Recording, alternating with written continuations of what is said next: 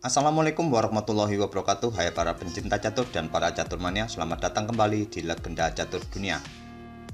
Bertepatan dengan hari ulang tahun Magnus Carlsen ke-30 tahun, turnamen Skilling Open ditutup dengan babak final matchday kedua tadi malam kawan-kawan, antara Wesley So dan Magnus Carlsen. Tapi sayangnya kawan-kawan, Wesley So menghancurkan mimpi Magnus Carlsen untuk dapat merayakan ulang tahunnya dengan trofi juara. Wesley So mengalahkan Magnus Carlsen di matchday kedua tadi malam. Wesley So berhasil meraih trofi juara. Setelah di 4 game rapid yang cukup ketat kawan-kawan, Wesley So unggul di partai bridge dengan 1 kali menang dan 1 kali draw. Sekali lagi selamat buat Wesley So menjuarai Skilling Open turnamen ini. Dan selamat juga bagi Magnus Carlsen yang berulang tahun ke-30. Untuk game yang kita ulas ini kawan-kawan adalah game pertama matchday kedua tadi malam. Di sini Wesley So memegang putih, mengawali permainan dengan pion E4. Magnus Carlsen bermain dengan pion C6, pion D4 dan pion D5. Lanjut Magnus Carlsen bermain dengan Caro-Kann defense.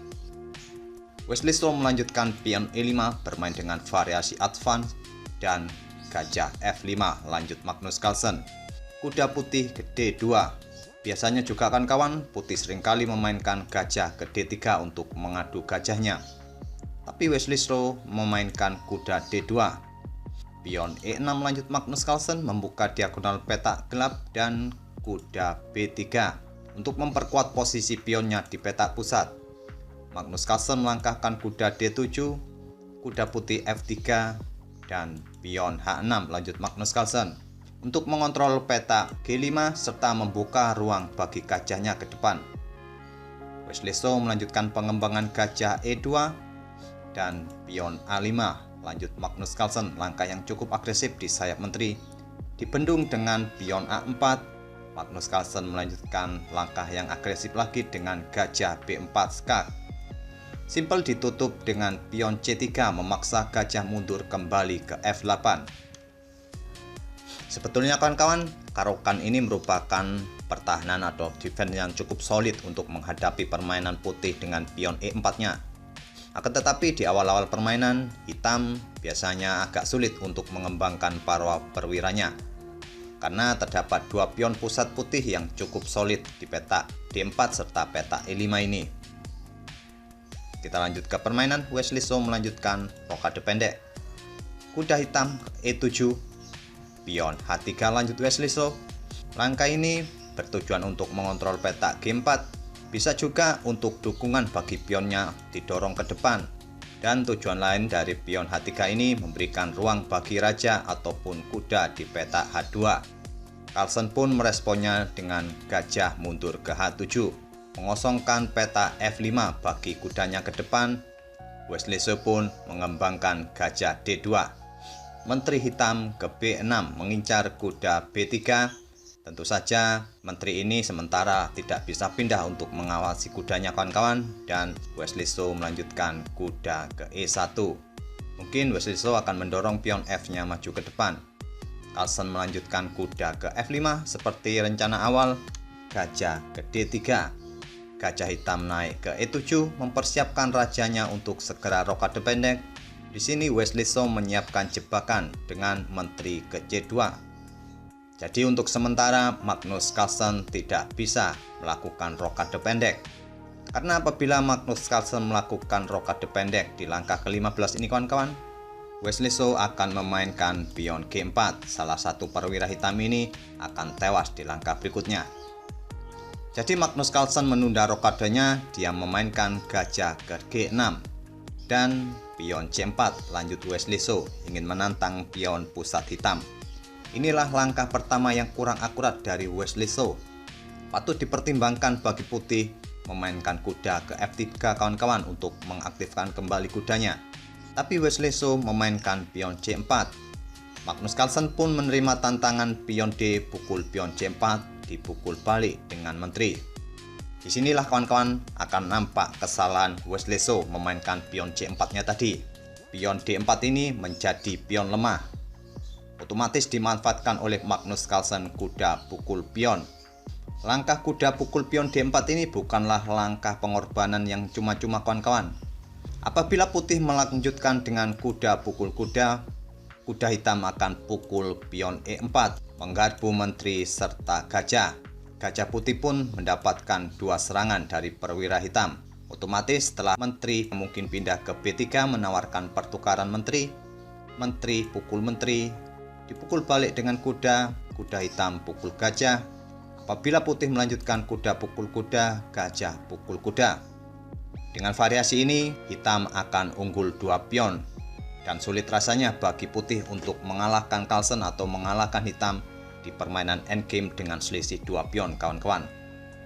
Adapun variasi yang lain, kawan-kawan, di sini apabila gajah putih pukul gajah hitam G6, hitam akan melanjutkan kuda pukul kuda B3 memberikan ancaman pada beteng A1.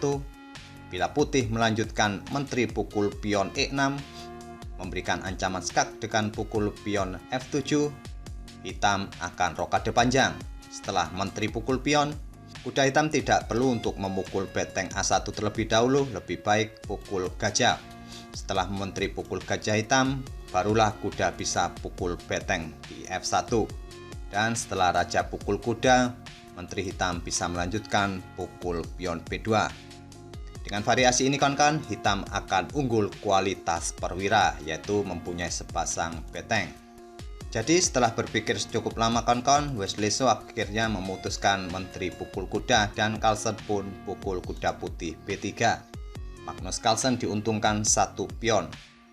Wesley So melanjutkan pertukaran gajah petak terang, dipukul balik dengan pion menteri ke F4, mengincar pion G6.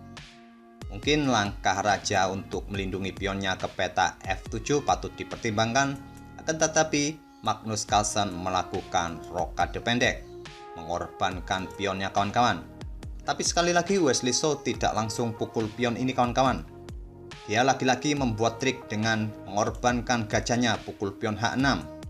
Bila pengorbanan diterima pion pukul gajah, menteri akan pukul pion G6 skak, raja ke H8, menteri pukul pion H6 skak, raja ke G8. Dan jika Wesley So ingin mengakhiri permainan dengan draw, dia tinggal melakukan skak bolak-balik. Atau juga putih bisa menggeser betengnya ke C1, kemudian naik ke peta C4, dan digeser kembali ke peta G4.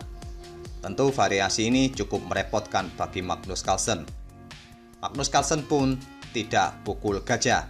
Dia melakukan langkah pertahanan yang cukup baik dengan menggeser atau mengangkat betengnya ke F5. Gajah pun mundur ke E3. Menteri hitam ke D5 menantang untuk bertukar menteri. Jika tantangan ditolak, pion putih ini akan jatuh. Wesley So pun terpaksa bertukar menteri, dipukul balik dengan pion E, dan pion F4 lanjut Wesley So mengamankan pion E5-nya, dan pion G6 balas Magnus Carlsen. Wesley So membalasnya dengan pion E6 mengancam kuda. Kuda ke C5 berbalik mengancam pion, dan pion G4 lanjut Wesley So mengancam beteng. Berharap beteng mundur ke peta F6 atau mundur ke peta F8, pion akan didorong maju ke peta F5. Magnus Carlsen pun akhirnya mengorbankan pertukaran perwira, kawan-kawan, yaitu pion pukul pion terlebih dahulu oleh Magnus Carlsen. Wesley So pukul beteng hitam, Magnus Carlsen melanjutkan pukul gajah. Magnus Carlsen pun masih tetap unggul dengan 1 pion, dan Magnus Carlsen mempunyai 2 pas pion yang cukup solid di lajur D dan di lajur E ini, kawan-kawan. Tentunya cukup merepotkan bagi Wesley So ke depannya. Walaupun di sini Wesley So mempunyai sepasang beteng. Permainan berlanjut dengan beteng naik ke F4 oleh Wesley So dan gajah ke F6. Kuda putih ke C2 mengincar pion E3, pion maju ke E2. Beteng ke F2, Magnus Carlsen mendorong pion D4. Jika beteng pukul pion, pion ini akan maju menggarpu kuda serta beteng. Dan di langkah-langkah berikutnya, 2 pion ini sudah tidak mampu, akan dihentikan oleh putih. Jadi di sini Wesley So mengorbankan kudanya, kawan-kawan. Beteng pukul pion. Pion maju ke D3 menggarpu kuda serta beteng. Beteng bergeser ke D2. Pion pukul kuda. Beteng pukul pion mengancam kuda, Di sini Magnus Carlsen menggeser betengnya ke D8, tidak memindahkan kudanya. Bila beteng pukul kuda, gajah ke D4 skak menggarpu beteng, beteng pun akan jatuh.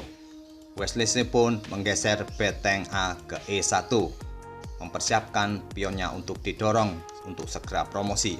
Magnus Carlsen pukul pion A4, sekarang mengincar pion B2, beteng digeser ke A1 mengancam kuda, kuda pukul pion, beteng pukul pion A5, dan kuda kembali lompat ke D3.